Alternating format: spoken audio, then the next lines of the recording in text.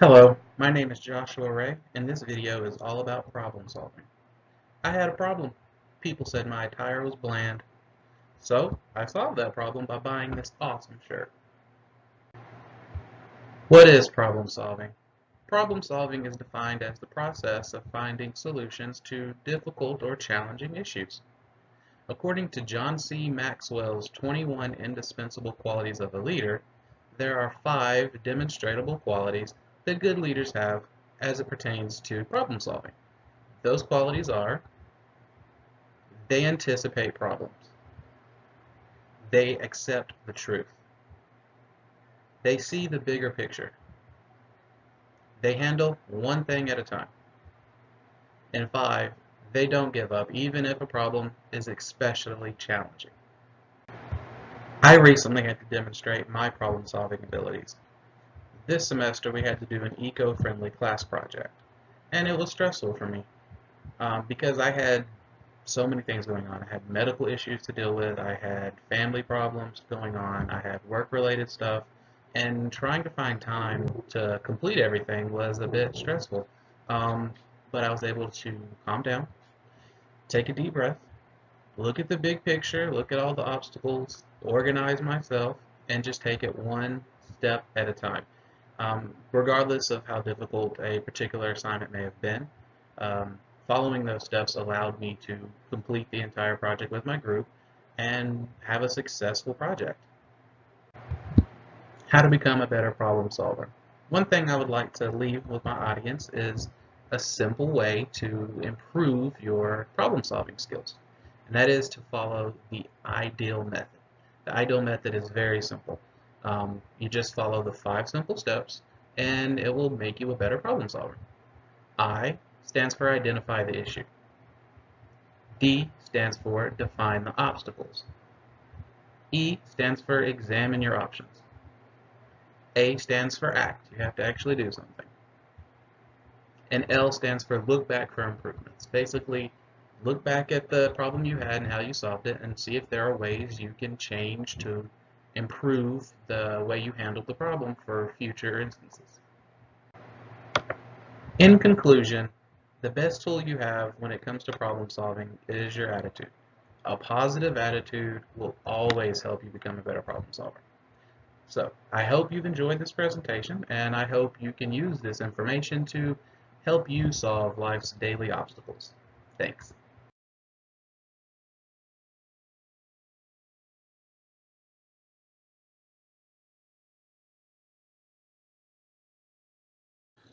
Hi, I want to really quickly take you through some of the things that I go through every semester when I use Office Mix. You can see here on my YouTube channel that I post a lot of videos of my student classes because I teach business communication and I have my students actually critique their own videos as well as do some peer review, which I'll explain in just one moment. So let's take a look at my most recent class, the class of strategic business communication. Students had to do individual presentations on a particular leadership quality, and then they also had to do some team events as our team presentation as well.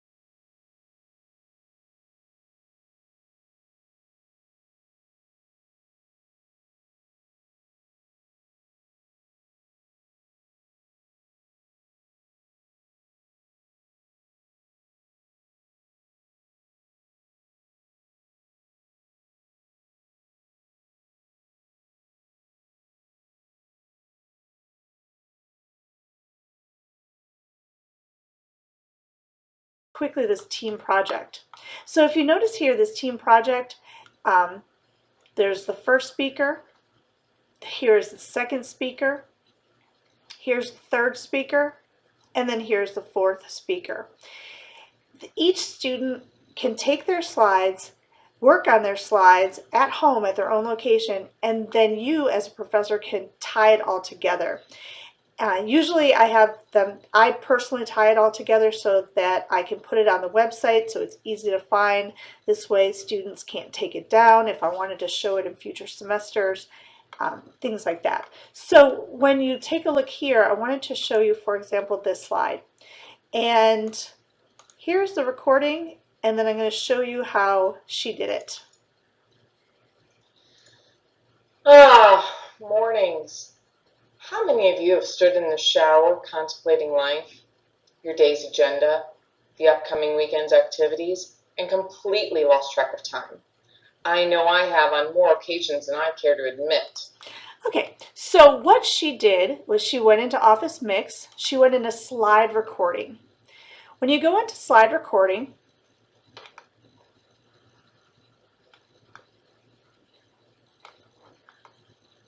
just taking 1 second, this screen pops up.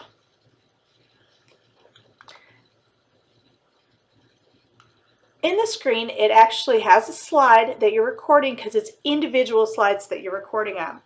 Your audio and visual are located here, so you can put your information here or indicate your camera, your microphone. You can also write on different slides if you wanted to by inking the different slides, as you can see down below. But one of the nice things about Office Mix is that it has this notes section of the PowerPoint slide acts as a teleprompter. So you can see here as she's giving the presentation, she's able to see what she's going to say, which allows her that kind of extra measure of professionalism so she is not just presenting off the cuff. In here, there are also movements to the next animation. So if you click here, you'll see that that slide moves. It moves then to the next slide, which will have another thumbnail clip, and it will also have another PowerPoint notes if the students put notes there so that they know what they're going to say in like a teleprompter format. So that is really the ease of using Microsoft Office. And again, when you put it into a PowerPoint situation, you have control of the content, which is nice. Now, the one thing I think I should just mention is that in order to download these, I actually had my students share all of their PowerPoint slides on Google Drive. When you share the slides on Google Drive, then you can download it with all the recordings, and then you can post that material on your YouTube channel. So this is just a brief description of what to do, and I hope that it was helpful.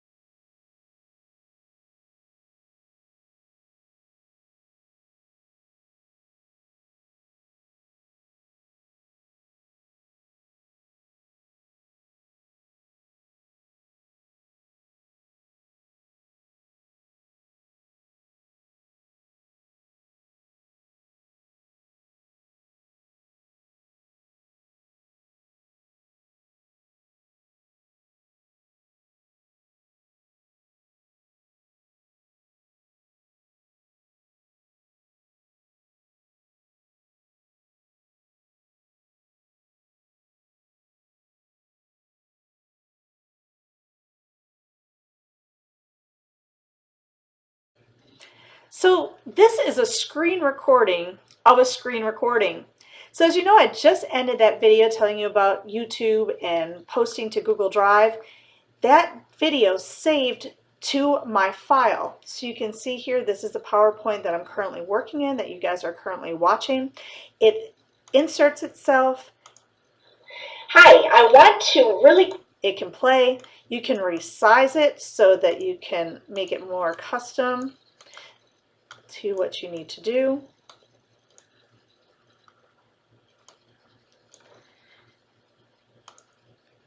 And then again, if you are going to end your PowerPoint and you are going to put this information down, all you'd have to do is go export to video.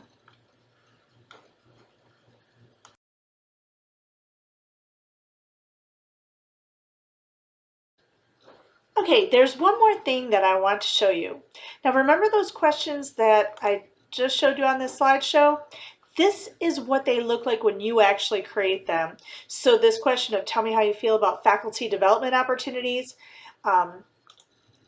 when you take a look at it, it will actually look like this. You'll type in your response and then the students will be able to submit it.